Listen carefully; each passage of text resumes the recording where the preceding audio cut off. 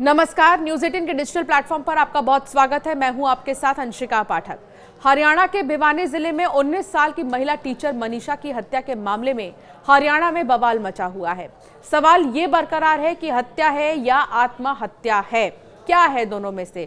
क्योंकि 19 साल की मनीषा एक टीचर थी, इंडिपेंडेंट थी, वो अपने पैरों पर खड़ी थी, परिवार में वो फाइनेंशियली बहुत सपोर्ट करती थी, इसके अलावा बहुत करियर ओरिएंटेड लड़की थी।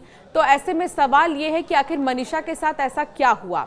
दावे कई सारे किए जा रहे हैं। दावे ये किए जा रहे हैं कि जब मनीषा की बॉडी मिली तो जानवरों ने उसकी बॉडी को नोच दिया था, उसके सलवार फटे हुए थे, इस तरह की चीज़ें सामने आई थी और शरीर पर कुछ खरोच के निशान थे। ये जानवर, ये आवारा कुत्तों ने किया होगा, इस तरह के दावे किए गए। लेकिन अब सवाल ये है कि ये जानवर किस भेष में था, ये बड़ा सवाल है।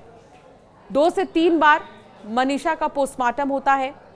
2 बार पोस्टमार्टम जब इससे पहले हुआ तो फिर हत्या की ऐसी कोई बात सामने नहीं आई। लेकिन एम्स पर अब सबकी निगाहें टिकी हुई हैं। एम्स से जब पोस्टमार्टम की रिपोर्ट सामने आएगी तो ये पता चलेगा कि आखिर मनीषा के साथ हुआ क्या। मनीषा को न्याय दिलाने के लिए लोग सड़कों पर उतर आए हैं। इस बीच एक जेजेपी नेता ने इस मामले पर बड़ा दावा किया है। उन्होंने ये दावा किया है कि मौत से पहले वाली रात मनीषा की अपने एक दोस्त के साथ व्हाट्सएप पर लंबी बातचीत हुई थी। ये चैट रात करीब 8 से 10 बजे शुरू होती है और फिर रात के 2 बजे तक चलती है। चैटिंग में उसी तरह के रोमन शब्दों का प्रयोग किया गया है जो सुसाइड नोट लिखे हुए है। उन्होंने ये भी दावा किया कि रोहतक में पोस्टमार्टम कराने वाले दिन उनके साथ 2 विशेषज्ञ भी थी जिन्होंने पोस्टमार्टम रिपोर्ट को पूरी तरह समझा और परिवार वालों और साथ ही आसपास के जो भी उनके रिश्तेदार थे उनको पूरी जानकारी दी। कमेटी को भी पूरी जानकारी दी गई है। उन्होंने कहा कि सुसाइड नोट में हैंडराइटिंग का मिलान मनीषा के घर से मिले नोट्स और उसके स्कूल में जमा करवाए गए पत्र से किया गया, जो कि एक जैसे हैं। उन्होंने दावा किया कि ये सब मनीषा के परिवार वालों को पता है। कोई भी आत्महत्या जैसे कदम आसानी से नहीं उठा सकता, इसके पीछे कोई ना कोई बड़ी वजह होती है। इसके अलावा गोठड़ा ने यह भी कहा है कि चैटिंग को सार्वजनिक नहीं करना चाहिए। इस मामले में स्थिति बिगड़ने के लिए गोठड़ा, जो कि जेजेपी के नेता हैं, उन्होंने पुलिस को जिम्मेदार ठहराया है। उन्होंने कहा कि इस मामले में पुलिस की टाइमिंग गलत रही है। अगर समय रहते पुलिस सबूतों को सार्वजनिक कर देती तो ये स्थिति नहीं बनती। तो वहीं मनीषा के परिवार वालों ने इस दावे पर कोई प्रतिक्रिया नहीं दी है। मीडिया रिपोर्ट के अनुसार एक अधिकारी ने इस चैट की बात को स्वीकारा है। अब सवाल यह है कि आखिर मनीषा के साथ में हुआ क्या था।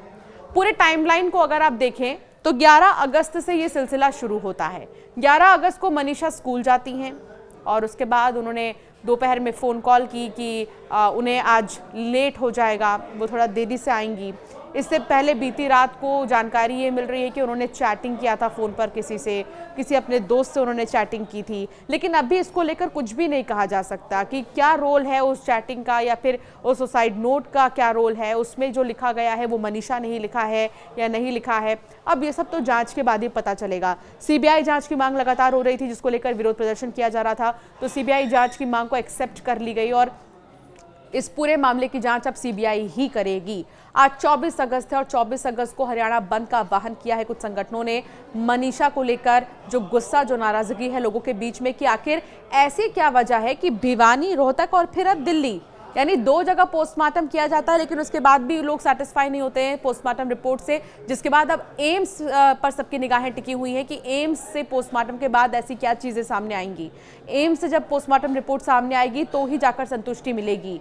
मनीषा के परिवार वालों का ये कहना है कि हमें बिल्कुल भी विश्वास नहीं हो रहा कि मनीषा की मौत हो गई है या मनीषा ने जहर खा ली है।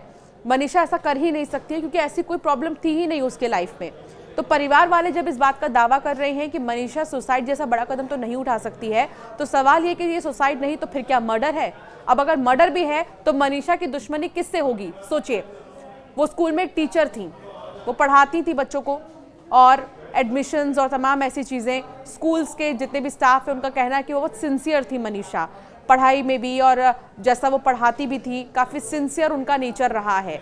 लेकिन सवाल यह है कि 19 साल की मनीषा के साथ में ऐसा क्या हुआ जिसकी गुत्थी अब तक नहीं सुलझ पा रही है। 11 अगस्त से ये सिलसिला शुरू होता है लेकिन आज 24 अगस्त है।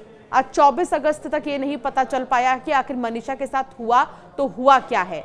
और सवाल यही बरकरार है मनीषा के परिवार वालों का यह कहना है कि राजनीति ना हो इस मामले में। मनीषा के पिता स्पेशली कह रहे हैं कि इस पूरे मामले को राजनीति का रूप बिल्कुल भी ना दें, राजनीति से इस पूरे मामले को दूर रखें, ये उनकी बेटी की बात है। इसके अलावा कई ऐसे नोट्स, सुसाइड नोट्स का जिक्र हो रहा है जिसकी जांच की जा रही है। अभी हाल ही में बीते दिन की अगर बात करें तो मनीषा के भाई ने गढ़गंगा पहुंचकर उनकी अस्थियां विसर्जित की थी, गंगा में प्रवाहित की थी, और साथ ही अब 25 अगस्त को यानी कि कल, आने वाले कल, उनके लिए श्रद्धांजलि के लिए सभा आयोजित की जाएगी, शोक सभा का आयोजन किया जाएगा जहां सब पहुंचेंगे और उन्हें श्रद्धांजलि देंगे।